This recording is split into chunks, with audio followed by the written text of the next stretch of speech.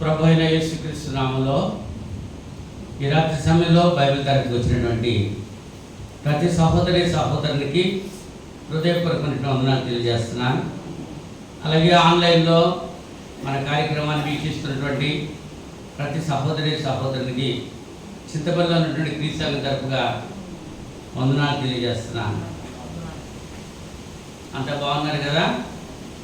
వేసవి ఎండలు తగ్గిన తర్వాత మరి చక్కగా వాతావరణం చల్లబడ్డది, పనులు కూడా పెట్టారు, చక్కగా ఉడుపులకు వెళ్తున్నారు, తెల్లవారుజామున లేచి వెళ్తున్నారు. చాలా సంతోషం. ఇంకా పనులు బాగా ఎక్కువగా సాగాలని చెప్పి మనం ప్రార్థన చేద్దాం. అమ్మా ప్రార్థన చేసుకుందాం. ప్రార్థన చేసుకుని దేవునికి వాక్యం చదువుకుందాం. ప్రేమ కలిగిన మా తండ్రి, కృప కలిగిన మా ప్రభువా, మీ పరిశుద్ధమైన ఘనమైన ఉన్నతమైన శ్రేష్టమైన నామానికి స్తుతుల స్తోత్రాలు సమర్పణ చేసుకుంటున్నాం తండ్రి. ఇంత పర్యంతము కీర్తన ద్వారా స్తుతి పొందారు. గతించిన శుక్రవారం నుంచి ఇంత పర్యంతము మీ మహాదయచేత కృపచేత నన్ను మమ్మల్ని సజీవ లెక్కలో ఉంచి ఈ రాత్రి సమయంలో ప్రియులైన మీ బిడ్డలతో కలిసి ప్రార్థించడానికి ఇచ్చిన అవకాశం బట్టి కృతజ్ఞతాస్తుతులు సమర్పణ చేసుకుంటున్నాం. ఇప్పుడు వచ్చిన ప్రతి బిడ్డను దీవించండి నా తండ్రి. ఆన్లైన్లో వాక్యం వింటున్న ప్రతి బిడ్డపై మీ యొక్క ఆశీర్వాదము ధారాళంగా కృపణింప చేయమని మనం చేస్తున్నాను. మీ కుమారుడైన క్రీస్తు రెండవ రాకడ బహు సమీపంగా నుండి ఈ దినాల్లో అంతటా అందరూ మారుమనసు పొందాలని మీరు ఇచ్చేటువంటి ఆజ్ఞకు ప్రతి ఒక్కరూ లోబడి జీవించడానికి సహాయం చేయండి. మారుమనసు పొందినట్టు వారు పొందడానికి, రక్షించబడిన వారు నిరీక్షణ కలిగి ఉండటానికి సహాయం చేయమని ప్రార్థన చేస్తున్నాను. ప్రపంచవ్యాప్తంగా జరుగుతున్నటువంటి ఈ శుక్రవారం బైబిల్ తరగతులన్నిటి కొరకు ప్రార్థన చేస్తున్నాను. ఏ విధమైన అంతరాయాలు కలుగజేయకుండా సాతాను వాడి అనుచరులను మీ కుమారుడు క్రీస్తునామములో బంధించి లయపరచండి. అలాగే ఈ సమయంలో నాయన మీ పక్షంగా నిలబడి మీ లేఖనాలు ప్రియమైన మీ బిడ్డలకు అందించడానికి నిలబడి ఉన్నటువంటి నన్ను మీరు మరుగుపరచండి. నా జ్ఞానాన్ని మరుగుపరచండి. మీ జ్ఞానంతో నింపచేయండి. బిడ్డలు అవగాహన చేసుకున్న రీతిలో బోధించే సామర్థ్యం నాకు, విని వాక్య ప్రకారంగా జీవించడానికి లోబడేటువంటి మనస్సు బిడ్డలకు దయచేయమని ప్రార్థన చేస్తున్నాను. మీ వాక్యము విత్తబడుతుండగా రోగగ్రస్తులైన వారిని ముట్టి స్వస్థపరచండి నాయన. బలహీనులైన వారిని ముట్టి బలపరచండి. ఆయా సమస్యలతో సతమతమవుతూ శాంతి కోరి మీ శ్రమలో ప్రార్థిస్తున్న ప్రతి బిడ్డ యొక్క విజ్ఞాపన మీరు ఆలకించి మీ నామకి మహిమ తెచ్చుకుంటారని కొద్ది సమయము మీ లేఖనాల ద్వారా మాతో మాట్లాడి మహిమ ఘనత ప్రభావ మీరే పొందమని యేసుక్రీస్తు నామములో ఈ ప్రార్థన అడిగి వేడుకుంటున్నాను పరలోక తండ్రి. ఆమేన్ ఆమేన్. మరొకసారి అందరికీ వందనాలు. ఇది నా వాక్యం కొరకు, మన ధ్యానం కొరకు హెబ్రీ పత్రిక 3వ అధ్యాయము, హెబ్రీ పత్రిక 3వ అధ్యాయం 6-7 వచనాలు.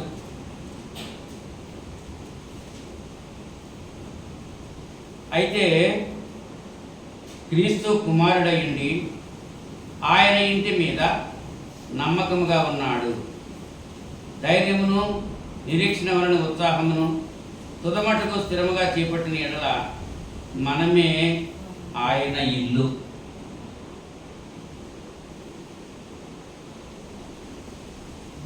మనమే ఆయన ఇల్లు. అవునండి. ఇంకో వాక్యం చదువుకుందాం. ఎఫెసీ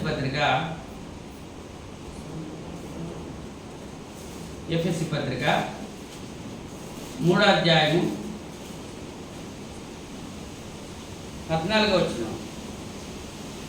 ఈ హేతువ చేత పరలోకమునందును భూమి మీదను ఉన్న ప్రతి కుటుంబము ఏ తండ్రిని బట్టి కుటుంబం అని పిలువబడుతున్నదో ఆ తండ్రి ఎదుట నేను మోకాళ్ళుని మీరు అంతరంగ పురుషుని యందు శక్తి కలిగి ఆయన ఆత్మ వలన బలపరచబడినట్లుగాను, క్రీస్తు మీ హృదయంలో విశ్వాసం ద్వారా నివసించినట్లుగాను తన మహిమైశ్వర్యం చొప్పున మీకు దయచేయవలనియు, మీరు దేవుని సంపూర్ణతయందు పూర్ణులగునట్లుగా ప్రేమయందు వేరుపారి స్థిరపడి సమస్త పరిశుద్ధులతో కూడా దాని వెడల్పు, పొడుగు, లోతు, ఎత్తు ఎంతో గ్రహించుకున్నటకును జ్ఞానమునకు మించిన క్రీస్తు ప్రేమను తెలుసుకున్నటకును తగిన శక్తి గల వారు కావాలని ప్రార్థించుతున్నాను. దేవుడు తన వాక్యం దీవించును గాక. పౌలు గారు చెప్పేటువంటి ఈ మాటలు మీరు ఆలోచన కలిగి ఉండాలి. ఒక కుటుంబం గురించి తెలియజేస్తున్నాడు. మనము ఆయన ఇల్లు అంటున్నాడు ఫిబ్రవరి పత్రికలో. ఆయన ఇల్లు అంటే దేవుని ఇల్లు అన్నమాట. దేవుని ఇల్లు అంతటిలో నమ్మకమైన వాడు మోషే. ఇల్లు అంతటిలో ఇంట్లో ఎవరుంటారు? కుటుంబం ఉంటుంది. ఇంట్లో కుటుంబం ఉంటుంది. ఎఫెసీ పత్రికలో ఏమంటున్నాడు? పరలోకమందును భూమి మీదను ఉన్న ప్రతి కుటుంబము ఏ తండ్రిని బట్టి కుటుంబం అని పిలువబడుతున్నదో అన్నాడు. ఏ తండ్రిని బట్టి కుటుంబం అని పిలువబడుతున్నదో అన్నాడు. ఒక కుటుంబం గురించి మనం ఆలోచించినప్పుడు ఆ కుటుంబం ఎలా ఉండాలి? ఈ ఎఫెసీ పత్రికలోనే మనం చూస్తున్నాం. ఎలా ఉండాలంట? మీరు దేవుని సంపూర్ణతయందు పౌరులగునట్లుగా ప్రేమయందు వేరుపారి స్థిరపడి సమస్త పరిశుద్ధులతో కూడా దాని వెడల్పు, పొడుగు, లోతు, ఎత్తు ఎంతో గ్రహించుకున్నట్టు జ్ఞానమునకు మించిన క్రీస్తు ప్రేమను తెలుసుకున్నట్టు తగిన శక్తి గల వారు కావాలని ప్రార్థిస్తున్నాను. అమ్మ, ఎంత పొడుగుంటుంది ప్రేమ? ఎంత వెడల్పు ఉంటుంది? మరి ఎంత ఎత్తు ఉంటుందో, లోతు ఎంత ఉంటుందో చెప్పగలమా? అది మన కంటికి కనపడుతుందా ప్రేమ? అటువంటి ప్రేమ, క్రీస్తు ప్రేమను గురించి తెలుసుకోవాలి. తగిన శక్తి మీరు పొందాలి అని మీ కొరకు ప్రార్థన చేస్తున్నాను అంటున్నాడు. కుటుంబము ద్వారా దేవుడు మహిమ పొందాలి. వ్యక్తి ద్వారా దేవుడు మహిమ పొందుతాడు. కానీ దేవుని యొక్క ఉద్దేశం ఏంటంటే, దేవుని యొక్క కోరిక అన్ని కుటుంబాలు కూడా దేవుని మహిమపరచాలి. సంఘములో కొన్ని కుటుంబాలు ఉన్నాయి. కొన్ని కుటుంబాలు కలిస్తేనే సంఘం అయింది. సంఘములో ఉన్నటువంటి కుటుంబాలన్నీ కూడా దేవుని మహిమార్థమై జీవిస్తూ ఉంటే ఈ సంఘము ఎలా ఉంటుంది? దేవుని మహిమార్థమై ఉంటుంది. అలా ఉండాలి అని అంటే మరి అన్నిలో కుటుంబాలు వేరు, క్రైస్తవ కుటుంబాలు వేరు. క్రీస్తును కలిగినటువంటి కుటుంబం ఏ లక్షణాలు కలిగి ఉండాలి? అన్యుల కుటుంబాలకి క్రైస్తవ కుటుంబాలకి భేదం ఏమిటి? తేడా ఏమిటి? అన్యులు ఎలా వెళ్తున్నారో మనకు వద్దు. కానీ లేఖనాల ప్రకారంగా క్రైస్తవ కుటుంబంలో ఉండాల్సినటువంటి లక్షణాలు ఏమిటో ఈ రాత్రి సమయంలో మనం కొన్ని లక్షణాలు మనం ఆలోచన చేయడానికి ప్రయత్నం చేద్దాం. క్రైస్తవ కుటుంబంలో ఉండాల్సిన లక్షణాలు అవి మన కుటుంబంలో ఉన్నవా లేవా ఆలోచన చేసుకోవాలి. మనం లేఖనం బట్టి క్రైస్తవ కుటుంబానికి ఉండాల్సినటువంటి లక్షణాలు కొన్ని, అన్నీ కాదు, చాలా ఉన్నాయి. కానీ కొన్ని మాత్రం ఈ రాత్రి సమయంలో మనం ధ్యానం చేయడానికి ప్రయత్నం చేద్దాం. ఇన్ని లక్షణాలు కలిగి ఉండాలంటే మరి కొన్ని చెబుతాను, అన్ని మళ్ళా తర్వాత మీరు నాకు అప్పచెప్పేయాలి. అప్పుడే విడిచిపెడతాను. వర్షం వచ్చినా సరే విడిచిపెట్టను. చల్లగానే ఉంది కదా, కరెంట్ రాలేదు, ఫ్యాన్ లేకపోయినా ఇబ్బంది లేదు. కనుక చూద్దాం. ఆ కుటుంబంలో అంటే దేవుని కుటుంబంలో, క్రైస్తవ కుటుంబంలో ఈ లక్షణం ఉండాలి. అది మన కుటుంబంలో ఉందా? వాక్యం చదువుకుంటూ ఉన్నప్పుడు అది మనం అర్థం చేసుకోవాలి. ఆ లక్షణం మన కుటుంబంలో ఉందా లేదా? ఒకవేళ లేదనుకో ఇప్పటి నుంచైనా ఆ లక్షణాన్ని మనం ఆపాదించుకోవడానికి ప్రయత్నం చేయాలి. అందుకోసమే తరగతి.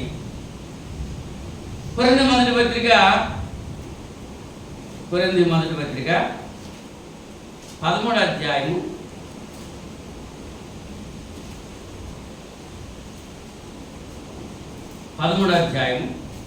4-5 వచనంలో ప్రేమ దీర్ఘకాలం సహించును, దయ చూపించును, ప్రేమ మత్సరపడదు, ప్రేమ డంబముగా ప్రవర్తింపదు, అది ఉప్పొంగదు, అమర్యాదగా నడవదు, స్వప్రయోజనమును విచారించుకొనదు, త్వరగా కోపపడదు, అపకారమును మనస్సులో ఉంచుకొనదు, దుర్నీతి విషయమై సంతోషపడక సత్యమునందు సంతోషించును. ఇంకా ఉన్నాయి లక్షణాలు. ప్రేమ. కుటుంబంలో ఏముండాలి? క్రైస్తవ కుటుంబంలో మొట్టమొదటి ఏముండాలి? ప్రేమ ఉండాలి. ప్రేమ వలన మనము దేవుని పిల్లలమని చుట్టుపక్కల వారికి తెలియాలి. కుటుంబంలో అసమానం కొట్టుకుంటున్నారు అనుకోండి, అసమానం తిట్టుకుంటున్నారు, అసమానం కేకలు వేసుకుంటున్నారు, మన కుటుంబానికి చుట్టుప్రక్కల ఉన్న కుటుంబాలు ఏమనుకుంటారు? మనం క్రైస్తవ కుటుంబం అని పేరు పెట్టుకుని క్రైస్తవులు అని చెప్పి ఆరాధనకు వెళుతూ క్రైస్తవులు అని ప్రార్థన చేసుకుంటూ మన కుటుంబంలో గడిబిడిగా ఉంటే ఇతరులు ఎలా ఉంటారు? ఏమనుకుంటారు? ఏమ్మా, భార్యను భర్త కొడతా ఉండి, భర్త భార్యను తిడతా ఉండి, ఇలా తల్లిదండ్రులు బిడ్డలను కొడతా ఉండి, వాళ్ళ గురించి ఇబ్బందికరమైన పరిస్థితుల్లో అలాగా గొడవలుగా ఉన్నారనుకో కుటుంబంలో. అవి లేకుండా ఉండాలంటే ఏముండాలి? కుటుంబంలో ప్రేమ ఉండాలి. క్రైస్తవ కుటుంబంలో ఉండాల్సిన మొట్టమొదటి లక్షణం ప్రేమ. ప్రేమ ఏం చేస్తుంది? ప్రేమ దీర్ఘకాలం సహిస్తుంది. కొన్ని విషయాల్లో మరి ప్రేమతో మనం సర్దుకోవచ్చు. ప్రేమ మత్సరపడదు, ప్రేమ డంబముగా ప్రవర్తింపదు, అమర్యాదగా నడవదు, స్వప్రయోజనాన్ని విచారించుకోదు, త్వరగా కోపపడదు, అపకారాన్ని మనసులో ఉంచుకోదు. ఈ లక్షణాలన్నీ ప్రేమ కలిగి ఉండాలి. అంచేత క్రైస్తవ కుటుంబంలో మొట్టమొదటిగా ఉండాల్సిన లక్షణం ఏంటి? ప్రేమ. ప్రేమ శాశ్వతకాలం ఉంటుంది. ప్రేమ కలిగి మనం జీవిస్తూ ఉంటే మన ఇరుగు పొరుగు వారు క్రైస్తవులు ఇలా ఉంటారు, మనం కూడా అలా ఉందాము అనేటువంటి ఆలోచన మన ఇరుగు పొరుగు వారిలో వచ్చేటట్లుగా మన కుటుంబం ఉండాల్సిన అవసరం ఉంది. అవునా? క్రైస్తవ కుటుంబానికి ఉండాల్సిన లక్షణం ఏంటి? మొట్టమొదటి ప్రేమ. రెండవదిగా మనం చూస్తే దశలోనిక మొదటి పత్రిక 1వ దశ 4వ అధ్యాయం 7వ వచనంలో పరిశుద్ధులొకటికే దేవుడు మనల్ని పిలిచిన కానీ అపవిత్రులుగా ఉండటకు పిలువలేదు. దేవుని యొక్క కుటుంబం, క్రైస్తవ కుటుంబం పరిశుద్ధులుగా ఉండాలి. ఇచ్చేదంటే పరిశుద్ధులుగా ఉండడానికే దేవుడు మనల్ని పిలిచాడు తప్ప అపరిశుద్ధులుగా ఉండడానికి కాదు. పరిశుద్ధత లేకుండా మనం దేవుని చూడలేము.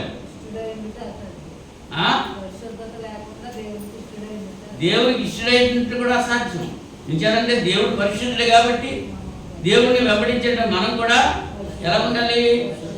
పరిశుద్ధంగా ఉండాలి, పరిశుద్ధులుగా ఉండాలి. ఒక క్రైస్తవ కుటుంబము కలిగి ఉండాల్సిన లక్షణాల్లో పరిశుద్ధత రెండవది. మొట్టమొదటిది ప్రేమ కలిగి ఉండాలి. కుటుంబంలో సభ్యులందరూ కూడా, అంటే కుటుంబం అంటే ఎవరి గురించి చెప్తున్నాను? తల్లి, తండ్రి, అన్న, చెల్లి, అక్క, తమ్ముడు, వీళ్ళంతా కలిస్తే ఒక కుటుంబం. వీళ్ళంతా ఎలా ఉండాలి? అందరిలోనూ ప్రేమ ఉండాలి, అందరూ కూడా పరిశుద్ధులుగా ఉండాలి. కుటుంబంలో ఉన్న ప్రతి ఒక్కరు కూడా ఎవడో ఒక్కడో లేదు అన్న మాట ఉండకూడదు. కుటుంబంలో ఎంతమంది ఉన్నారో అంతమంది కూడా ప్రేమ కలిగి ఉండాలి, పరిశుద్ధత కలిగి ఉండాలి. పరిశుద్ధత అంటే సామాన్యమైందా? పరిశుద్ధత లేకుండా దేవుని చూడటం అసాధ్యం. అవునండి. మత్తయి సువార్త 5వ అధ్యాయం 8వ వచనంలో హృదయ శుద్ధి గల వారు ధన్యులు, వారు దేవుని చూస్తారు. యేసు ప్రభువు చెప్పారు మాట. హృదయం శుద్ధిగా ఉండాలి, పరిశుద్ధులుగా ఉండాలి. ఇంకా పైన పరిశుద్ధము, లోపల కుశుద్ధం అంటారు. మనోడు చెప్తూ ఉంటారు కదా, పైన పరిశుద్ధం అంట. అందుకే అలాంటి వాళ్ళ గురించి యేసు ప్రభువు ఏం చెప్పారంటే, సున్నము కొట్టిన సమాధులారా అన్నాడు. సమాధులు నీట్గా పైకి కనపడతాయి, కానీ లోపల ఏమంటుంది? గుళ్ళు ఉంటుంది. అలాగే మనం ఉండకూడదు. క్రైస్తవ కుటుంబము కలిగి ఉండాల్సిన లక్షణాలు రెండవది ఏంటంట? పరిశుద్ధత. పరిశుద్ధులుగా ఉండటానికే దేవుడు మనల్ని పిలిచాడు తప్ప అపరిశుద్ధులుగా ఉండటానికి మనల్ని పిలవలేదు. అపవిత్రులుగా ఉండటానికి పిలవలేదు. మనం ఎక్కడి నుంచి పిలువబడ్డాం? లోకంలో నుంచి, చీకటిలో నుంచి, సంఘంలో నుంచి పిలువబడ్డాం. ఎందుకుండాలి? లోకంలో పవిత్రత లేదు, లోకంలో ప్రేమ లేదు, లోకంలో పరిశుద్ధత లేదు. క్రైస్తవ కుటుంబంలో ప్రేమ కలిగి ఉండాలి, క్రైస్తవ కుటుంబంలో పరిశుద్ధత కలిగి ఉండాలి. అలా ఉంటేనే క్రైస్తవ కుటుంబం అని. అది లేకుండా మేము క్రైస్తవులమే అని చెప్తే నేతి బీరకాయలో నెయ్యి లాగానే ఉంటుందన్నమాట. ఎంత ఉంటుందమ్మా నెయ్యి? నేతి బీరకాయలో నెయ్యి ఎంత కనబడుతుంది? మా తాతలు నేతులు తాగారంట, మా మూతులు వాసన చూడండి అన్నారంట. తాతలు ఎప్పుడో తాగారంట, వాళ్ళ మూతులు ఇంకా వాసన వస్తూనే ఉన్నాయా? అలాగే ఉంటుందన్నమాట. అంటే ప్రేమ లేనటువంటి, పరిశుద్ధత లేనటువంటి క్రైస్తవ కుటుంబం గురించి మనం ఆలోచన చేస్తే అలాగే ఉంటుంది. కనుక క్రైస్తవ కుటుంబం కలిగి ఉండాల్సిన లక్షణాల్లో ప్రేమ ప్రాముఖ్యమైనది, దాని తర్వాత పరిశుద్ధత కలిగి ఉండాలి అనేటువంటి విషయాన్ని ఇక్కడ మనం చూస్తుంటున్నాం. మన యొక్క లక్షణం మనం ఆలోచన చేస్తే ఎఫెసీ పత్రిక 4వ అధ్యాయము మొదటి 3 వచనాల్లో, కాబట్టి మీరు సమాధానమును బంధము చేత ఆత్మ కలిగించు ఐక్యమును కాపాడుకునేందు శ్రద్ధ కలిగిన వారై ప్రేమతో ఒకరినొకడు సహించుచు మీరు పిలువబడిన పిలుపునకు తగినట్లుగా దీర్ఘశాబ్దంతో కూడిన సంపూర్ణ వినయంతోనూ సాత్వికంతోనూ నడుచుకునవలనని ప్రభువుని బట్టి ఖైదీనైన నేను మిమ్మల్ని బతిమాలుకొనుచున్నాను. పౌలు గారు ఎఫెసీ సంఘంతో మాట్లాడుతున్నాడు, బతిమాలుతున్నాడు. ఎలాగ? ఏమని? ప్రేమతో ఒకరినొకరు సహించాలి. కుటుంబంలో ప్రేమ కలిగి ఉన్నప్పుడు ఐక్యత కలిగి ఉంటారు. ఐక్యత 133వ కీర్తన మొదటి వచనంలో సహోదరులు ఐక్యత కలిగి ఉండటం ఎంత మేలు మనం. ఐక్యత ఉండాలి, యూనిటీ ఉండాలి. క్రైస్తవ కుటుంబంలో ఐక్యత ఉండాలి. తల్లి ఒక మాట చెప్తే తండ్రి ఒక మాట చెప్పకూడదు. తండ్రి ఒక మాట చెప్తే అన్నగారు ఒక మాట చెప్పకూడదు. తల్లి ఒక మాట చెప్తే అక్క ఒక మాట చెప్పకూడదు. కుటుంబంలో ఎంతమంది సభ్యులు ఉన్నారో వాళ్ళందరూ కూడా ఒకే మాట మీద ఉండాలి, ఐక్యత కలిగి ఉండాలి, ఏకీభవించాలి, ఐక్యత కలిగి ఉండాలి. ఐకమత్యం కలిగి ఉండాలి. కుటుంబంలో ఎప్పుడు ఉంటుంది ఐక్యత? ప్రేమ కలిగి ఉన్నప్పుడు ఉంటుంది ఐక్యత. ప్రేమ లేకపోతే ఐక్యత ఉంటుందా? ప్రేమ లేకపోతే అసూయ వస్తుంది, అక్కడ ఐక్యత ఉండదు. క్రైస్తవ కుటుంబంలో ఉండాల్సిన లక్షణం ఐక్యత. అభిప్రాయాలు వేరే వేరేగా ఉన్నప్పటికీ కూడా కుటుంబ పరంగా వచ్చేటప్పటికి అందరి అభిప్రాయము ఒకేలాగా ఉండాలి.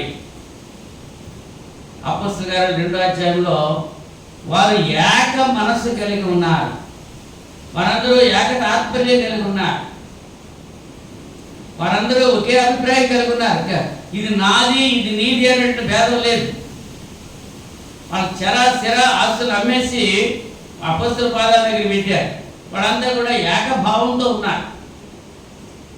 కుటుంబం ఏకభావంతో ఉండాలి. మరి కొన్ని కుటుంబాలు అటువంటి ఉండవు.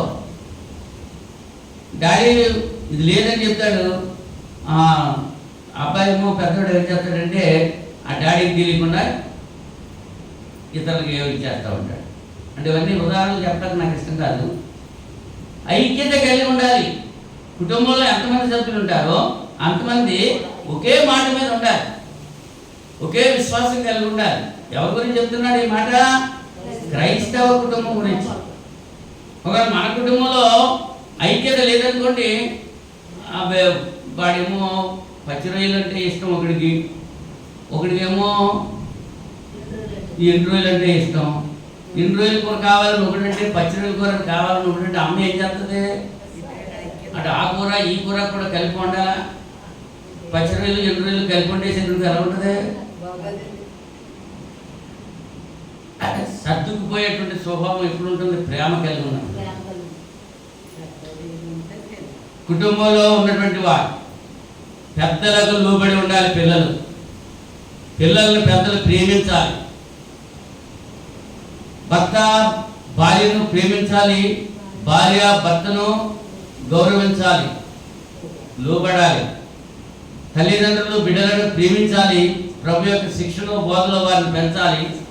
పిల్లలైనటువంటి వారు తల్లిదండ్రులకు విధేయత కలిగి ఉండాలి. ఇవన్నీ ఎప్పుడు వస్తాయంటే ప్రేమ కలిగి ఉన్నప్పుడు, పరిశుద్ధత కలిగి ఉన్నప్పుడు, ఐక్యత కలిగి ఉన్నప్పుడు ఆ లక్షణాలు ఇనుమడింపజేస్తాయి. క్రైస్తవ కుటుంబంలో ఉండాల్సిన లక్షణాల గురించి మనం ఆలోచన చేస్తున్నాం. మరొక లక్షణం ఏంటంటే సామెతల గ్రంథం 11వ అధ్యాయము 3వ వచనంలో, సామెతల గ్రంథం 11వ అధ్యాయము 3వ వచనం,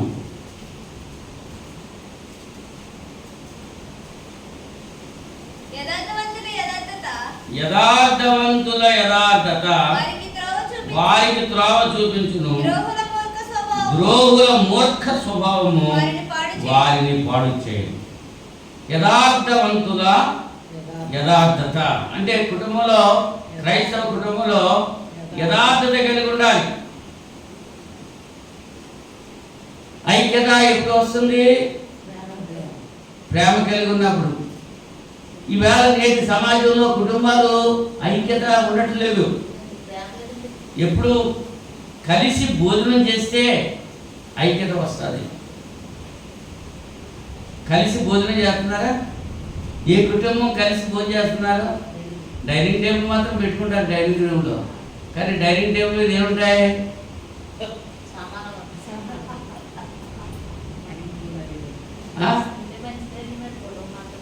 కుటుంబం అంతా కలిసి భోజనం చేస్తే అన్నం డేక్ష, కూర డేక్ష ఇవన్నీ దగ్గర పెట్టుకుని అందరూ కలిసి తింటా ఉంటే ఎలా ఉంటుందమ్మా? సంతోషంగా ఉంటుంది. ఆ సంతోషం ఎప్పుడు పొందుతాం? మనం కలిసి భోజనం చేసినప్పుడే పొందుతాం. వాడు ఎక్కువ తినేసినాడు, ఓ తక్కువ తినేసాడు అని ఏమంటుంది? ఒకవేళ అందరూ కలిసి కూర్చున్నప్పుడు ఒకవేళ తక్కువైనా సర్దుకుపోయేటువంటి స్వభావం కలిగి ఉంటారు అందరూ. ఎదుటివాడికి ఎక్కువ పెట్టాలి, మనకి తగ్గించినా పర్లేదు అనేటువంటి ఆలోచన కలిగి ఉంటారు. అది కుటుంబంలో నేర్చుకుంటే సమాజంలో అది ఇంప్రూవ్మెంట్ అవుతుంది. ఐక్యత కలిగి ఉండడానికి ప్రాక్టికల్గా ఏం చేయాలన్నమాట? కలిసి భోజనం చేయాలి. ఈవేళ ఆధునిక సమాజంలో భర్త తినేసి వెళ్ళిపోతాడు, భార్య తినేసి వెళ్ళిపోతుంది, పిల్లలు తినేసి వెళ్ళిపోతారు. చంటోడి కాలేజీకి వెళ్తాడు, ఆడ తినేసి వెళ్ళిపోతాడు. ఈడేమో డ్యూటీకి వెళ్తాడు, ఆడ తినేసి వెళ్ళిపోతాడు. అందరూ కలిసి కూర్చుని ఒక చోట భోజనం చేసిన సమయం ఏమైనా ఉందా? ఆ కుటుంబంలో లేదు కాబట్టి మనకు కూడా ప్రేమ విందన్నది జరగట్లేదు. సంవత్సరానికి ఒక్కసారి అందరూ అన్ని కుటుంబాలు కలిసి ప్రేమ విందు చేసుకున్నామంటే అది సాగిస్తున్నారా?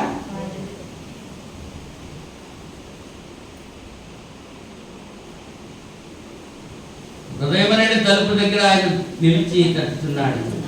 ఎవడు ఆయన స్వరము విని తలుపు చేశారో కలిసి భోజనం చేస్తారంటున్నాడు. కలిసి భోజనం చేయడం ఎంత ఆశీర్వాదకరమమ్మా. కనుక కనివారు కదా, మేము అందరం కలిసి, మేమిద్దరం కలిసి ఒక కంచంలోనే భోజనం చేసేవాడు, ఓ మంచం మీద పడుకునేవాడు. అంటే అది స్నేహానికి సాదృశ్యం. యేసుప్రభు కూడా మనతో కలిసి ఉండడానికి ఇష్టపడుతున్నాడు. మన తలుపు, హృదయమైనటువంటి తలుపు తీస్తే ఆయన మనతో కలిసి ఆయన భోజనం చేస్తూ ఉంటాడు. విందే కదా, లోకంలో మనకు కావాల్సింది విందేనా, ఇంకేమైనా కావాలా? మనకు పుట్టక ముందు నుంచే విందు. ఆడ అమ్మ కడుపులో పడ్డాడంటే చాలు విందు. అక్కడి నుంచి అన్ని విందులే. విందంటే ఏంటి? అది చచ్చిపోయిన తర్వాత మళ్ళీ అది తగ్గినమో మాసాలు అన్నీ అది లేకపోయినా సరే ఆ పేరు చెప్పి నేను భోజనాలు చేస్తూ ఉంటాను. అన్ని విందులే కదా.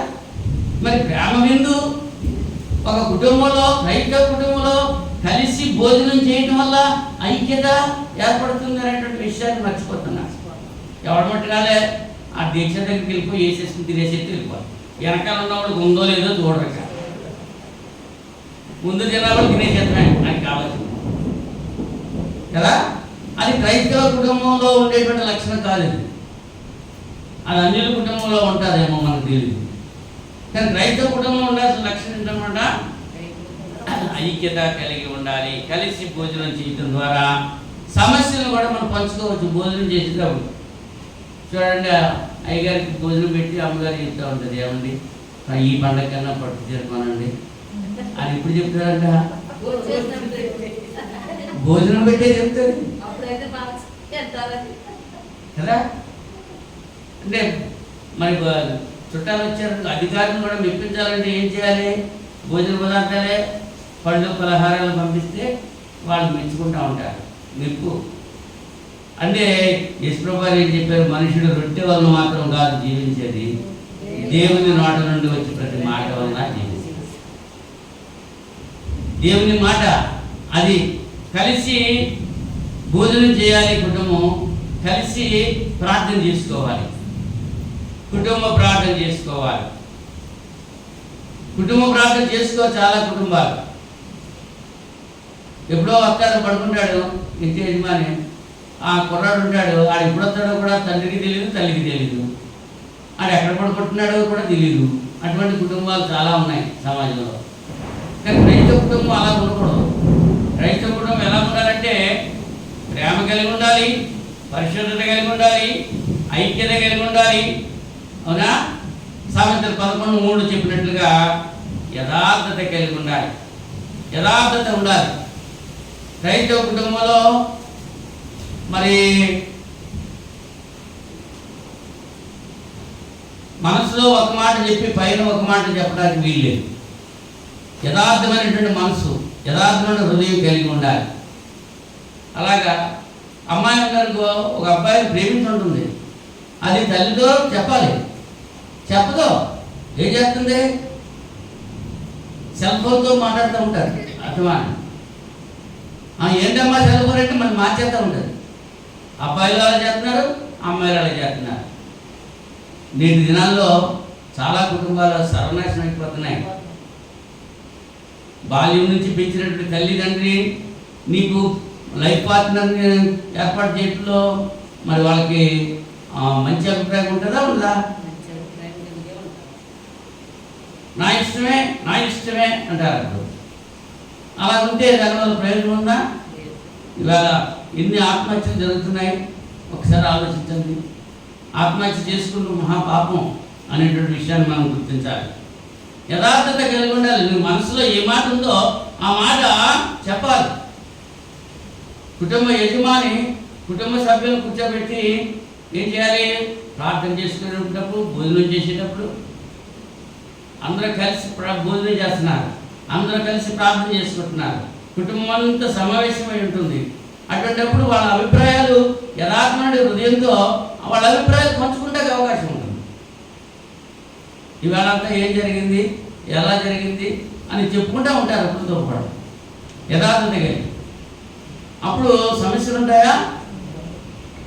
ఒకవేళ సమస్యలో పడితే మిగిలినటువంటి వాళ్ళు ఆ సమస్యను పరిష్కరించడానికి సహకరిస్తారు. ఒకరికి సమస్యతో వచ్చింది, ఆ కుటుంబ సభ్యులు మిగిలిన సభ్యులకి ఆ సమస్య గురించి చెప్తే వాళ్ళు ఏం చేస్తారు? పరిష్కరించడానికి చూస్తారా? చూస్తారు. అలాగా ఆ సమస్యను మిగిలిన వాళ్ళతో పంచుకోకుండా వాళ్ళే ఒంటరిగా ఉండిపోయి ఆ సమస్యలతో సతమణిపోయి ప్రాణాలు కోల్పోయిన వాళ్ళు చాలామంది ఉన్నారు. అవునా? కనుక యథార్థత అంటే కలిసి మందిరానికి వెళ్ళటం, కలిసి భోజనాలకు వెళ్ళటం, కలిసి కుటుంబం అంతా. ఇప్పుడు ఒక విందు భోజనం పిలిచారనుకో, ఈ కుటుంబం అంతా ఒక చోట కూర్చుంటారు. వెళ్ళి ఎలా ఉంటుంది అప్పుడు? బాగుంటుందో బాగుంటుంది. ఎవరి ఇష్టానుసారంగా వాళ్ళు కూర్చో ప్రార్థనకి వెళ్తారు. ఆ కుటుంబం ఒక కుటుంబం చక్కగా ఒక చోట కూర్చుందనుకో ఎలా ఉంటుంది? సంఘంలో ఆశీర్వాదంగా ఉంటుంది, ఆనందంగా ఉంటుంది, దేవునికి ఇష్టమైన రీతిగా ఉంటుంది. కుటుంబంలో యథార్థత కలిగి ఉండాలి, కలిసి ఉండాలి, అందరూ కూడా కలిసి ఉండాల్సిన అవసరం ఉంది. అలా ఉంటే అంటే ఇవన్నీ సూత్రాలు అన్నమాట. వాళ్ళు ఉంటున్నారు, ఉండట్లేదు, అది ఎవరి కుటుంబం వాళ్ళకే తెలుస్తుంది. ఉంటే మంచిదే, ఒక లేకపోతే ఇప్పటి నుంచైనా అలా ఉండడానికి ప్రయత్నం చేస్తారని లేఖనం తెలియజేస్తుంది. తర్వాత ఇంకా క్రైస్తవ కుటుంబంలో ఉండాల్సిన లక్షణం ఏంటంటే సత్ప్రవర్తన కలిగి ఉండాలి, ఇరుగు పొరుగు వారికి మాదిరిగా ఉండాలి. నిన్ను గురించిన సాక్ష్యము ఇతరులు చెప్పాలి. పలానా కుటుంబంలో పలానా పిల్లలు ఉన్నారు, వాళ్ళు చాలా చక్కటి వాడు, వాళ్ళ పని వాళ్ళు చేసుకుంటూ ఉంటారు, వాళ్ళు చదువులేదో వాళ్ళు చదువుకుంటూ ఉంటారు అని ప్రక్కన కుటుంబం వాళ్ళు ఏం చేయాలి? వాళ్ళ గురించి సాక్ష్యం చెప్పాలి. సాక్ష్యం చెప్పాలి అంటే సాక్ష్యం నా అందరూ నేను సాక్ష్యం చెప్పుకుంటే డబ్బా కొట్టుకుంటామంటారు. నా గురించి ఇతరులు చెప్తూ ఉంటే అది సాక్ష్యం. దేవుని నమ్ముకున్నారు, వీళ్ళు ఎలా ఉన్నారు అని చెప్పి దేవుని నమ్మిన కుటుంబం ఎలా ఉంటుంది అని క్రైస్తవ కుటుంబం ఉండాల్సిన లక్షణం అన్నమాట. ఇతరుల చేత మనం సాక్ష్యం పొందేటువంటి వారిగా ఉండాలి. తిమోతి మొదటి పత్రిక 4వ అధ్యాయము 12వ వచనంలో, తిమోతి మొదటి పత్రిక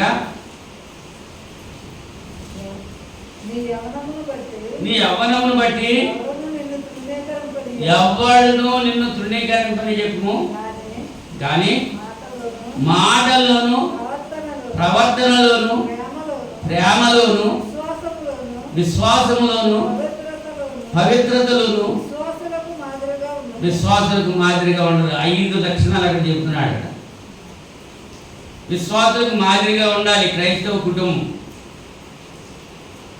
మిగిలినటువంటి విశ్వాసులు నీ కుటుంబాన్ని చూసి మాదిరికరంగా వాళ్ళని అనుసరిస్తూ ఉండాలి. వీళ్ళే అలా ఉంటారేదనుకోండి, అప్పుడు మిగిలిన వాళ్ళు ఏమనుకుంటారు? క్రైస్తవ కుటుంబం మాదిరి కుటుంబం. నెహ్రూ గారు అన్నారట, నెహ్రూ గారు తెలుసుగా అందుకనే తెలియని వాడు ఎవరు ఉన్నారా? పేరున్నవాడు మన భారతదేశానికి మొట్టమొదటి ప్రధానమంత్రి. ఆయన అన్నారంట, ఏ గ్రామం అయితే పాడైపోతుందో ఆ గ్రామంలో ఒక క్రైస్తవ కుటుంబాన్ని తీసుకొచ్చి పెట్టండి, అప్పుడు ఆ గ్రామం అంతా బాగుపడుతుంది అని చెప్పారండి. క్రైస్తవ కుటుంబం అంటే క్రైస్తవ కుటుంబం ప్రేమ, పరిశుద్ధత, ఐక్యత, యథార్థత, సాక్ష్యము కలిగి జీవిస్తే ఉంటే అది మాదిరిగా ఉంచుకొని మిగిలినటువంటి గ్రామస్తులు కూడా ఏం చేస్తారు? వాళ్ళని అనుసరించడం ద్వారా మంచి లక్షణాలు ఆపాదించుకుంటారు. అవునండి. ఇంచేత సత్ప్రవర్తన కలిగి ఇరుగు పొరుగు వారికి మాదిరిగా ఉండాలి క్రైస్తవ కుటుంబం. అన్ని విషయాల్లో కూడా మాదిరిగా ఉండాలి, ఇరుగు పొరుగు వారికి మాదిరిగా ఉండాలి. కొట్లాట్లు ఉండకూడదు, అవునా? మరి కేకలు అల్లరితో కూడినటువంటి ఆటపాటలు ఉండకూడదు, మౌనంగా ఉండాలి. వాళ్ళు ఉన్నారా లేదా అనేటువంటి రీతిగా ఆ కుటుంబంలో ఉన్నటువంటి సభ్యులు ప్రవర్తిస్తూ ఉండాలి. మరొక విషయం మనం ఆలోచన చేస్తే రోమపత్రిక 12వ అధ్యాయము 3వ వచనంలో, రోమపత్రిక 12వ అధ్యాయం 13వ వచనం,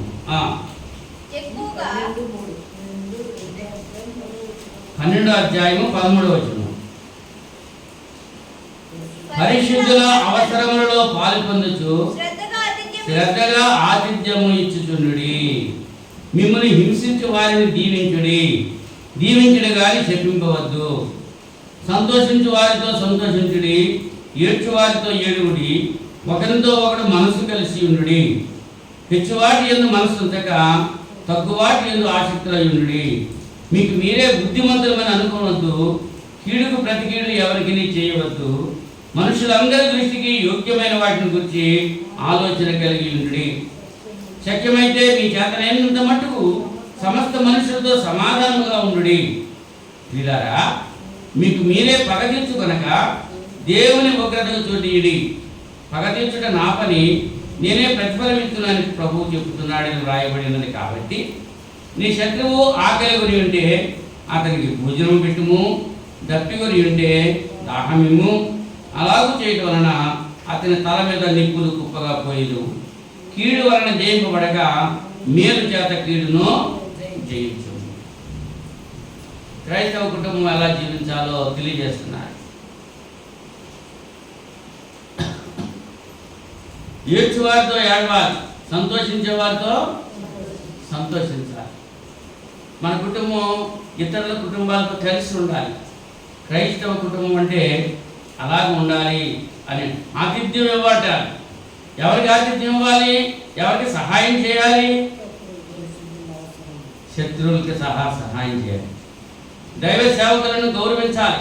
ఇరుగు పొరుగు వారికి సహాయపడాలి. అలాగా ఇచ్చుట ద్వారా, ఇచ్చుట అనేటువంటి ఆ మంచి లక్షణం కలిగి ఉండాలి క్రైస్తవ కుటుంబం. అందుకుంటాం అందరి దగ్గరగా ఉందని పెట్టడం మా పెద్దల దగ్గర నుంచి లేదన్నాడు. అందుకుంటాం అంటే అందరి దగ్గర నుంచే అందేసుకుంటమే మా పని. పెట్టడం అన్నది మాత్రం మా పెద్దల దగ్గర నుంచే లేదంటున్నాడు. అది పెట్టడం లేదు. కొంతమంది అలాగే ఉంటారు సమాజంలో. మా ఇంటికి వస్తాను, నువ్వు నాకేం తెస్తావు, మీ ఇంటికి వస్తాను నేను, నాకేం పెడతావు నువ్వు అనేటువంటి వారే ఎక్కువ మంది ఉన్నారు. రెండు విషయాలు కూడా లబ్ధి పొందేది ఒకడే. అలా ఉండకూడదు క్రైస్తవ కుటుంబం. ఆతిథ్యం ఇవ్వటం ద్వారా మరి మీరు పొందుతూ ఉండాలి. అబ్రాహాము ఆతిథ్యం ఇచ్చాడు, అవునా? మరి మీరు పొందాడా లేదా? తన భార్యతో కలిసి ఆతిథ్యం ఇచ్చాడు. అంచేత ఆతిథ్యం ఇవ్వడం మర్చిపోవద్దు. అలాగే అబ్రాహాము మెల్కీసెదెకు అన్నిటిలో దశమభాగం ఇచ్చాడు. ఆయన సేవకులను గౌరవించడం, ఇరుగు పొరుగు వారికి సహాయపడటం. మరి దొరకాలనేటువంటి చిన్నపిల్ల, ఆమె దగ్గర చిన్న పరముట్టు ఉంది. ఏంటది? సూది. ఆ సూదితోటి ఆ ఇరుగు పొరుగు వాళ్ళందరికీ కూడా సహాయం చేసింది. ఇప్పుడులాగా గుడ్లు ఎక్కువైపోలేదు అందరికీ. అప్పుడు ఆ కుట్లు కుట్టుకొని చిరిగిపోయి కుట్టుకొని ఆ బొంత కుట్టుకొని అలా చేసుకునేవారు, అవునా? ఆ ముసలమ్మకు సూదిలో దాగు ఎక్కించడం రాదు, పాపం కళ్ళు కనపడదు. అటువంటి పరిస్థితుల్లో ఈ చిన్న పిల్ల వెళ్ళేది మనకు సాయం చేసి ఆ ఒక్క చిన్న సూదితోటి ఆ ఇరుగు పొరుగు వాళ్ళందరికీ కూడా సహాయం చేసింది. అందుచేత ఆమె చనిపోయినప్పుడు ఆ విధవరాళ్ళు, ఆ సహాయం పొందిన వాళ్ళు అంతా వచ్చి ఏడ్చి ఆమె చేసినటువంటి ఆ ఘనకార్యాలన్నీ కూడా ఆ పుట్టినట్టు వస్త్రాలు అని చూపించి పేతురికి మరి ఏడిస్తే పేతురు ఆ అమ్మాయిని బతికించాడా లేదా? అంటే క్రైస్తవ కుటుంబం ఇతరులకు సహాయం చేసేటువంటి కుటుంబంగా ఉండాలి. ఇతరులను మోసం చేసి ఇతరుల దగ్గర దోచుకొచ్చేసి ఉండేటువంటి కుటుంబాలుగా ఉండకూడదు. ఎవరి దగ్గర ఏది దొరుకుతుందో పట్టుకొచ్చేద్దాము, ఎవరింట్లో ఏది దొరుకుతుందో పట్టుకొచ్చేద్దాము, ఎవరి పొలంలో ఏది దొరుకుతుందో పట్టుకొచ్చేద్దాము అనేటువంటి స్వభావం క్రైస్తవ కుటుంబంలో ఉండకూడదు. శక్యమైతే సమస్త మనుషులతో సమాధానంగా ఉండాలి తప్ప ఎవరితో కూడా విరోధంగా ఉండడానికి వీల్లేదు. అది క్రైస్తవ కుటుంబం యొక్క లక్షణం అన్నమాట. ఇచ్చుట ద్వారా, ఆతిథ్యము, సహాయము మరి చేయటం ద్వారా మరి ఆ కుటుంబం ఎలా ఉండాలి? ఘనపరచబడాలి, దేవునికి ఇష్టలుగా జీవించాలి. కుటుంబంలో సభ్యులంతా కూడా. చిన్నపిల్లలు కూడా దాతృత్వం నేర్పించాలి. చిన్నపిల్లలు కూడా కానుకలు వేయటం నేర్పించాలి. వాళ్ళకు అయ్యగారు వచ్చారంటే, సువార్తలు వచ్చారంటే గౌరవించడం నేర్పించాలి. పెద్దలు వచ్చారంటే పెద్దలతో మాట్లాడటం, మరి రెస్పెక్ట్ ఇచ్చి మాట్లాడటం అన్నది నేర్పించాలి పిల్లలకి. కొన్ని కుటుంబాల్లో వెళ్తుంటే ఆ పిల్లలు మర్యాదగా మాట్లాడరు, అవునా?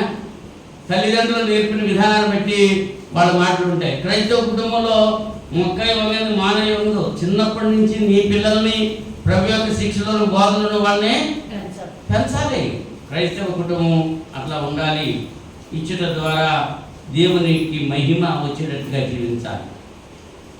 అంత మాత్రమే కాదు, క్షమాపణ కలిగి ఉండాలి, క్షమించాలి. కొలస్సీ పత్రిక 3వ అధ్యాయం 13వ వచనంలో, కొలస్సీ పత్రిక 3వ అధ్యాయం 13వ వచనంలో, ఎవడైనా తనకు హాని చేసినని ఒకడు అనుకున్న ఎడల ఒకరినొకడు సహించుచు ఒకరినొకడు క్షమించుడి. ప్రభువు మిమ్మల్ని క్షమించిన లాగున మీరును క్షమించండి. ప్రభు మనల్ని క్షమించడా లేదండి? మన అపరాధాలు మన్నించాడా? పాప క్షమాపణ కలిగజేసాడా? అంచేత పాప క్షమాపణ నిమిత్తం ప్రతివాడు యేసుక్రీస్తు నామములో బాప్తిసం పొందే సంఘంలో చేర్చబడ్డాం. మనం క్షమించాడు కనుక మనం కూడా ఇతరులను క్షమించాలి, ఒకరినొకరు క్షమించాలి. ఇతరులను క్షమిస్తేనే మనం ఆశీర్వదించబడతాం. సామెతల గ్రంథం 19:11 19-11 సామెతలు ఒకరి సుబుద్ధి వారికి దీర్ఘశాంతం ఇస్తారు. తప్పులు క్షమించుట అట్టి వారికి ఘనత. క్షమిస్తే ఘనత వస్తుంది. తప్పు చేశాడు, సరే తప్పు చేసాడు పోనీ క్షమించాలంతే. మనం ఏం చేస్తాం? తప్పు చేసాడా వాడిని ఎలా పగబట్టాలి, వాడిని ఎలాగ వాడి తప్పు వాడికి మళ్ళా తిరిగి అప్పగించాలి అనేటువంటి ఆలోచన కలుగుంటాం. అది క్రైస్తవ కుటుంబం లక్షణం కాదు. అన్నిలు అలా ఉంటారు, క్రైస్తవులు అలాగ ఉండటానికి వీల్లేదు. అలా ఉంటే దేవుని యొక్క దీవెనలు రావు. ప్రాముఖ్యమైనటువంటి విషయం ఇప్పుడు చెప్పబోతున్నారు, అదే కుటుంబ ప్రార్థన ఉండాలి. ఈ ప్రార్థన ఎప్పుడు మొదలైంది? ఆదికాండం 4:26 ప్రార్థన ఇప్పుడు మొదలెట్టింది కాదండి.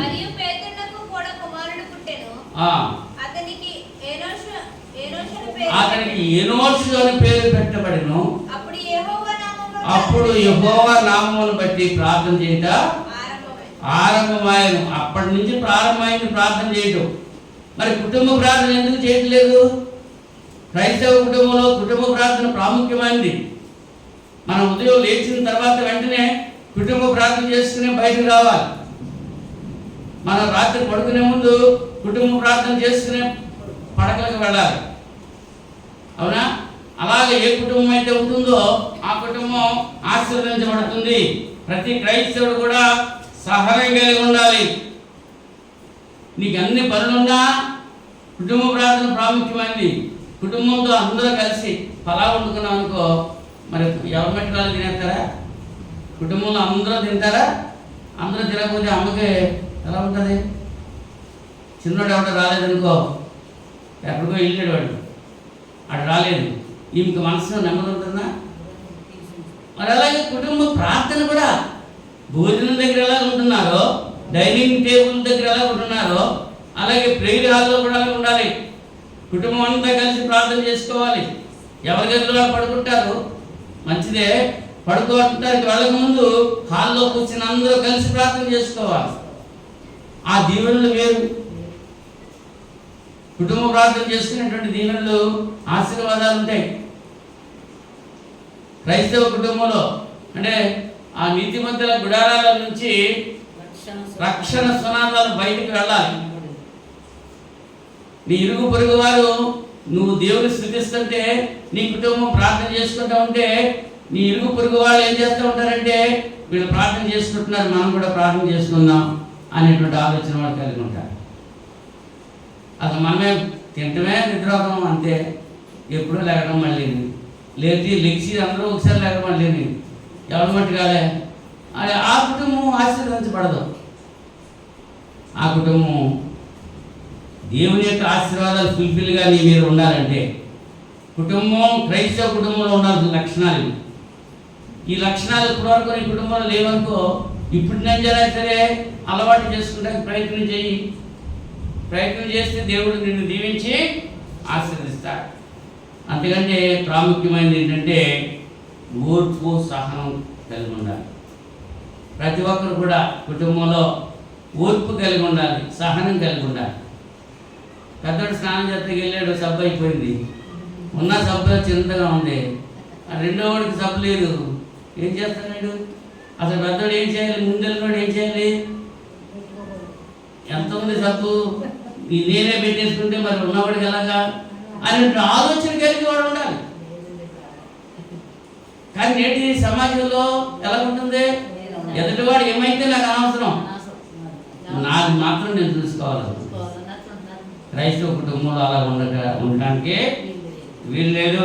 లూకాసు సువార్త 21వ అధ్యాయము 19వ వచనంలో, లూకాసు సువార్త 21వ అధ్యాయము 19వ వచనంలో,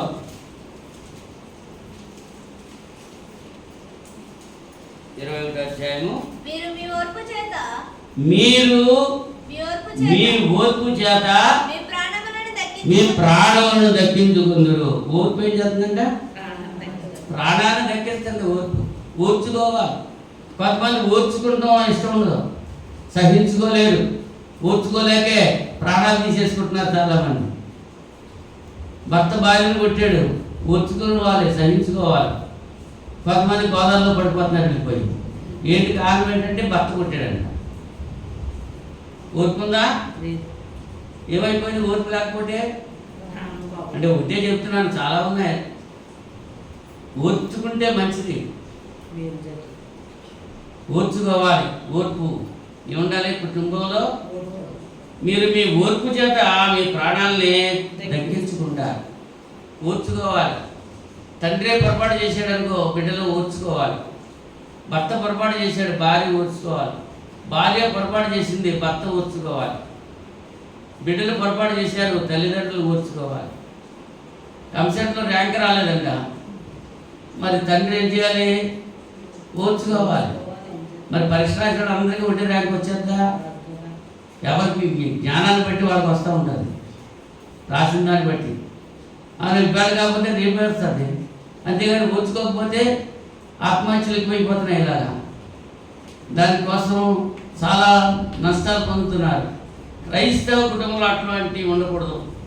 ఓర్పు కలిగి ఉండాలి, సహనం కలిగి ఉండాలి. ఆఖరిగా వీటన్నిటికంటే మించింది ఒకటి ఉంది. అదేంటంటే ఫిలిప్పీ పత్రిక 4వ అధ్యాయము, ఫిలిప్పీ పత్రిక 4వ అధ్యాయము 11వ వచనం. ఫిలిప్పీ పత్రిక 4వ అధ్యాయము 11వ వచనం. నాకు కొదువ కలిగినందున నేను ఇలాగ చెప్పడలేదు, నేను ఏ స్థితిలో ఉన్ననో ఆ స్థితిలో సంతృప్తి కలిగి ఉన్న నేర్చుకుని ఉన్నాను. సంతృప్తి కలిగి ఉండాలి. Contentment is the best help in the world అన్నాడు. కంటెంట్మెంట్ అంటే తనకున్న దానితో సంతృప్తి ఉండదు. ఆ సంతృప్తి లేకే ఈ ప్రపంచంలో ఈ సమస్యలు వస్తున్నాయి. ఏదైనా తోటలో దేవునితో ఉండడం, అవునా, అది విడిచిపెట్టకూడని భాగ్యమని ఎంచుకోలేదు. ఎవరో ఆదాము అవ్వరు. కానీ యేసుప్రభు ఏం చేశాడు? తండ్రి కుడి భాషను కూర్చుంటూ విడిచిపెట్టకూడని భాగ్యమని ఎంచుకోలేదు. తండ్రి చెప్పినటువంటి మాట మీద లోబడి వచ్చాడు. ఆదాము అవ్వలు ఏం చేశారు? తండ్రి చెప్పిన మాటకు లోబడలేదు. వాళ్ళకి దేవుడు ఏదైతే ఇచ్చాడో దాంతో సంతృప్తి చెందలేదు. దేవుడి కంటే ఎక్కువ అయిపోవాలి అనేటువంటి ఆలోచన కలిగి ఉన్నారు. సంతృష్టి సహితమైనటువంటి దైవభక్తి కలిగి మనం ఉండాలి. తృప్తి చెంది ఉండాలి. మనకి ఏదైతే ఉందో, దేవుడు మనకి ఏదైతే ఇచ్చాడో దానితో సంతృప్తి కలిగి ఉండాలి. కొంతమందికి అందమైన భార్యలు ఉంటారు, కొంతమందికి అందం లేనటువంటి భార్యలు ఉంటారు. అందరూ అందంగా ఉంటారా? మరి భర్త నాకు అందమైన భార్య ఇవ్వలేదు అని చెప్పి మరి ఇంకొక ఆమె కూడా వెళ్తూ ఉంటే సంతృప్తి ఉందా? దేవుడు నీకు ఏదైతే ఇచ్చాడో దానితో సంతృప్తి కలిగి ఉండాలి. నీ క్రైస్తవ కుటుంబంలో ఉండాల్సిన లక్షణం అది. ప్రతి విషయంలో కూడా తృప్తి కలిగి ఉండాలి. మనకు ఆహారం ఇచ్చాడు, దేవానికి స్తోత్రం. ఈవేళ ఏం కూర, ఆ కూరతో సంతృప్తి మనం కలుగు. ఆ కూర లేని వాళ్ళు ఎంతమంది ఉన్నారు? భోజనం లేని వాళ్ళు ఎంతమంది ఉన్నారు? వస్త్రాలు లేని వాళ్ళు ఎంతమంది ఉన్నారు? ఉండడానికి నివాసం లేని వాళ్ళు ఎంతమంది ఉన్నారు? వాళ్ళందరికంటే నీకు దేవుడు ఇచ్చాడు కదా, దాంతో సంతృప్తి. అంచేత నేనున్న స్థితిలో నే సంతృప్తి తృప్తిని కలిగించు ఏమున్న లేకున్నా నీ కొరకే బ్రతికించు. ఎవరి కొరకు బ్రతికించాలి? అది పౌలు గారు చెప్తున్నాడు అన్నమాట. నేను ఏ స్థితిలో నేనున్నానో నాకు కొదువ కలిగినందున నేను ఇలాగ చెప్పడం లేదు. నేను ఏ స్థితిలో ఉన్నానో ఆ స్థితిలో సంతృప్తి కలిగి ఉండా నేర్చుకొని ఉన్నా. మరి ఆ నేర్పు మనకుందా? నేర్చుకుంటున్నామా? మనం నేర్చుకోవాలి. ఏది దేవుడు మనకి ఇచ్చాడో దాంతో సంతృప్తి కలిగి ఉండాలి. ఒక ఇల్లు ఇచ్చాడు, దాంతో సంతృప్తి కలిగి ఉండు అన్నా. ఒక భార్యని ఇచ్చావు, సంతోషం, సంతృప్తి కలిగి ఉండాలి. సొలొమోనుకి 1000 మంది భార్యలు, ఒక భార్యతో సంతృప్తి చెందలేదు. మళ్ళీ ఇంకా షూలమ్మీత్ అని ఒక గొల్ల పిల్ల కొరకు ప్రాకాడాడు సొలొమోను. అని ఆ గొల్లపిల్ల ఈ సొలొమోను యొక్క మాటల్లో పడలేదు. అదే పరమగీతం రచించాడు, పరమగీతంలో రాశాడు. అవునా? ఆ అమ్మాయి ఇంకొక అబ్బాయిని ప్రేమించింది. సొలొమోను అంతా ఎంతో ఆశలు చూపెట్టాడు, అయినా సరే ఆ ఆశకు ఆమె లొంగిపోలేదు. ఆశపాత్రుడు అయిపోయాడు సొలొమోను. దావీదు గురించి మనం ఆలోచన చేస్తే తన భార్యతో తన సంతృప్తి చెందుతో సమస్య లేకపోను. మళ్ళీ యూరియా భార్యతో కావాలనుకున్నాడు. తనకి నాతను ఏమంటున్నాడు, నీకు కావాలంటే, నీకు ఎక్కువ భార్యలు కావాలంటే ఇంకా నేను ఇద్దరు కదా, నువ్వు ఎందుకు అలా చేసావు? ఒకే గొర్రెపిల్ల ఉన్నది కదా, చాలా ప్రేమగా పెంచుకుంటున్నాడు. ఆ గొర్రెపిల్లను బలవంతంగా పట్టుకొచ్చేవేంటని ఉదాహరణగా చెప్పాడు నాతాను ప్రవక్త. కారణం ఏంటి? దావీదుకి సంతృప్తి లేదు, తనకున్న దాంతో సంతృప్తి చెందలేదు. అందుచేత దేవుని యొక్క ఉగ్రత అతని మీదకి రావడం జరిగింది. సొలొమోను అంత మహాజ్ఞాని అయినప్పటికీ కూడా చివరి దశలోకి వచ్చేటప్పటికి భ్రష్టుడైపోయాడు. సౌలు మహారాజు దేవుడిచ్చినటువంటి అధికారంతో సంతృప్తి చెందక ఏం చేశాడు? దావీదును చంపడానికి ప్రయత్నం చేశాడు. అవునా కదా? సౌలు రాజు తనకున్న దాంతో సంతృప్తి కలగలేదు, ఇంకా ఎక్కువ కావాలి, ఇంకా ఎక్కువ కావాలనుకున్నాడు. అంతే. దేవుని మాటకు లోబడి దేవుడిచ్చిన దాంతో సంతృప్తి కలిగి ఉంటే మన అంత పరిస్థితి వచ్చేది కాదు. మరి మన జీవితాలు ఎలా ఉన్నాయి? పూర్వకాలం వాళ్ళకి సంభవించి ఈ యుగాంతముందున మనకి బుద్ధి కలిగినట్టు రాయబడ్డాయి ఈ లక్షణాలన్నీ కూడా. కనుక సంతృప్తి కలిగి ఉండాలి. క్రైస్తవ కుటుంబం సంతృప్తి కలిగి ఉండాలి, సంతృప్తి కలిగి ఉండాలి. ఎన్ని చెప్పారు చెప్పండి? ఏంటి చెప్పాను అడగలేదు నేను, ఎన్ని చెప్పాను అన్నాను. ఏమో నీకే తెలవాలి. ఒక్కసారి నేను రివ్యూ చేస్తాను, అప్పుడు ఎన్నో చెప్పండి. ఒకటి, ప్రేమ కలిగి ఉండాలి, పరిశుద్ధత కలిగి ఉండాలి, ఐక్యత కలిగి ఉండాలి, యథార్థత కలిగి ఉండాలి, సాక్ష్యము కలిగి ఉండాలి, ఇచ్చుట ద్వారా మరి ఇచ్చేటువంటి లక్షణం కలిగి ఉండాలి, క్షమాపణ కలిగి ఉండాలి, కుటుంబ ప్రార్థన కలిగి ఉండాలి, ఓర్పు సహనం కలిగి ఉండాలి, తృప్తి కలిగి ఉండాలి. ఎన్ని? 10 లక్షణాలు. ఈ 10 లక్షణాలు ఏ కుటుంబంలో ఉంటాయో ఆ కుటుంబం సమృద్ధిగా దీవించబడతారు.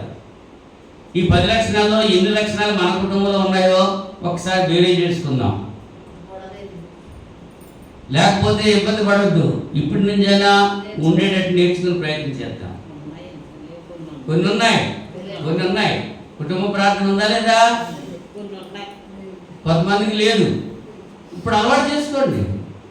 అవునా? మరి ఎందుకంటే వాక్యం, మరి బైబిల్ తరగతులు ఎందుకంటే నేర్చుకుంటాకే. ఎవరు కూడా పరిపూర్ణులు అవ్వలేదు. ఏ ఒక్కడు పరిపూర్ణుడు కాలేదు. అందరూ కూడా ఈ లోపం, ఏదో లోపం ఉంటూనే ఉంది. లోపం లేనివాడు ఎవడో లేడు. ఏ భేదం లేదు. అందరూ పాపం చేసి దేవుడు అనుగ్రహించే మహిమ పొందలేకపోతున్నారు. ఈ తరగతుల ద్వారా, వాక్యం ద్వారా మనం నేర్చుకుని మన బ్రతుకు మార్చుకుంటాం కొరకే ఈ హెచ్చరికలు ఈ వాక్యం ద్వారా దేవుడు చేస్తూ ఉంటున్నాడు. కనుక ఈ వాక్యం విన్నటువంటి మనం వాక్య ప్రకారంగా మన జీవితాలు సరి చేసుకోవడానికి మన హృదయాలను స్థిరం చేసుకోవాలని, సిద్ధం చేసుకోవాలని నన్ను నేను హెచ్చరిక చేసుకుంటూ మిమ్మల్ని హెచ్చరిస్తుంటున్నాను. దేవుడు కొద్ది మాటలు దీవించి ఆశీర్వదించిన గాక ప్రార్థన చేసుకుందాం. మహోన్నతుడా, పరిశుద్ధుడా, జీవాధిపతి సృష్టికర్త మీకు స్తోత్రాలు చెల్లిస్తున్నాను పరమ తండ్రి. ఈ రాత్రి సమయంలో మీరు మాకు ఇచ్చిన వాక్య భాగాన్ని బట్టి కృతజ్ఞతలు తెలియజేస్తున్నాను. క్రైస్తవ కుటుంబము కలిగి ఉండాల్సిన లక్షణాలు 10 విషయాలు బిడ్డలతో ముచ్చరించాను. ప్రేమ కలిగి ఉండాలి, పరిశుద్ధత కలిగి ఉండాలి, ఐక్యత కలిగి ఉండాలి, యథార్థత కలిగి ఉండాలి, సాక్ష్యం కలిగి ఉండాలి, అలాగే ఇచ్చేటువంటి మనసు కలిగి ఉండాలి, క్షమాపణ కలిగి ఉండాలి, కుటుంబ ప్రార్థన కలిగి ఉండాలి, ఓర్పు సహనం కలిగి ఉండాలి, అన్నిటికంటే మించి మీరు ఇచ్చిన దాంతో సంతృప్తి కలిగి మేము ఉండాలి. ఈ లక్షణాలన్నీ కూడా మా కుటుంబాల్లో ఉండగలిగినట్లుగా మీరు ప్రభుత్వం మరి ప్రార్థన చేస్తూ ఉంటున్నాం. ఒకవేళ ఈ కుటుంబంలో ఏ లక్షణాలు లేకుండా ఉండవో నాయన వాటిని ఇప్పటి నుంచైనా సరే అలవర్చుకోవడానికి మంచి మనసులు వాక్యం ఉన్న ప్రతి ఒక్కరికి మీరు అనుగ్రహించమని ప్రార్థన చేస్తూ ఉంటున్నాం. వెతబడిన వాక్యం నీరు గట్టి ఫలింపచేయండి. బిడ్డల హృదయాల్లో ఫలించి అభివృద్ధి పొందటకు సహాయం చేయమని ప్రార్థన చేస్తూ ఉంటున్నాం. ఇంత పర్యంతం మీ సన్నిధి మాకు ఇచ్చినందుకు కృతజ్ఞతలు తెలియజేస్తున్నాం. ఈ రాత్రి సమయంలో మనలోనే పడకకు వెళుతున్నాం. అలిసిన మా శరీరాలకు కావాల్సిన విశ్రాంతి దయచేయండి. దుష్టుడు సాతాను ఏ రీతిగా ముట్టడం మీకు ఆపదలు ఇవ్వండి.